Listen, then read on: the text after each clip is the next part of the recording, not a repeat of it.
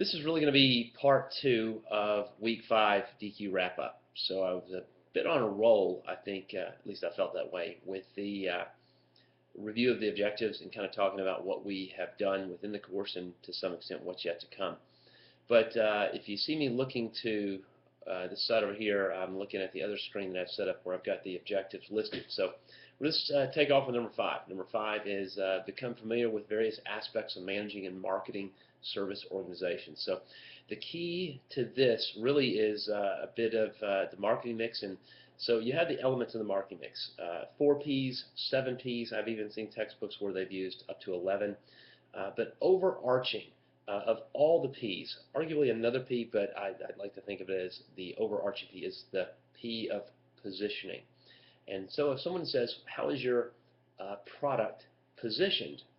There's a couple things you could do to really talk about that and manage it. You could talk about the price, the product, the promotion, the process, the people involved. You could talk about points of parity, points of differentiation, frame of reference. All of these aspects are important levers and buttons, and the positioning is really the sum total of all that as it goes and forms a cohesive, coherent market offering. So that's number 5. Number 6, justify the outcomes of processes, decisions, explaining assumptions and reasons within the context of the strategic goals of the organization. Boy, isn't that a mouthful. So on this one, this is really the heart of your second paper to some extent. Well, maybe not all of it, but to justify the outcomes. So I'm a big fan of Dilbert cartoons. One of my favorite Dilbert cartoons ever is where the pointy-haired boss says to Dilbert, what are we going to do with all this inventory? In the next frame, Dilbert says, I have an idea. The pointy-haired boss says, well, what is it? And Dilbert says, why don't we sell it? To which the pointy-haired boss says, why didn't we think of that? The point of this is, if it were that simple, you probably would have already done it. The idea is that in the Analyze and Improve paper, and as you justify the outcomes of processes and decisions, to simply sell more inventory or keep more buffer stock or promote it better, wholly insufficient. That's not going to work, and that's going to be major points off. So what you need to do is to have reasonable assumptions that are database decision type scenarios. What I don't want to see is I think, I feel, I believe. This sounds terrible. I don't want to say that I don't care what you think, feel, or believe, because I do, but it's not what you think, care, feel, or believe. From your paper in Maine that says on first person, what you think, care, feel, and believe really doesn't matter. It's what you can support with data. That's what matters. So as you learn to justify the outcomes, you need to do it concisely. That was really the point of the case 1 and case 2, to push you towards the graduate dilemma, to express without all the fluff exactly what you want and support it with evidence, either in the case or in the case of that 4th question on case 2, to go out and dig a bit more to support what you think. So that's number 6. Number 7, formulate a strategic service vision.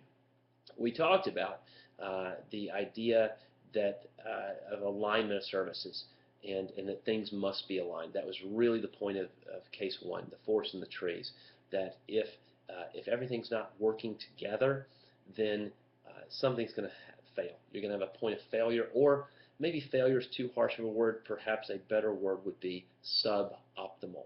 We know from Porter's model what happens when a company is underperforming, that it simply invites competition into the market. Also, great performing companies do the same thing. So, but if a company chooses to operate under the frontier of production for what they're capable of, certainly somebody's going to choose to operate at or work to innovate and go beyond the current frontier. So as you formulate your strategic service vision, you have to have your frame of reference, points of parity, points of differentiation. You have to have your marketing mix elements aligned.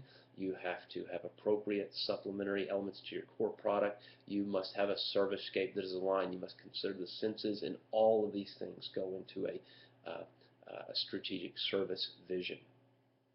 Number 8, understand and be able to articulate the importance of the customer perspective in each facet of delivery. This is important.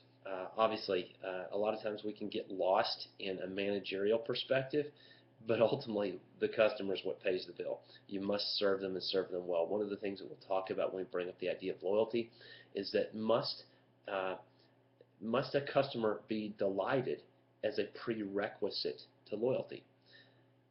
Maybe is the answer. They certainly must be satisfied within their zone of tolerance. There's more course-related language there. But must they be delighted?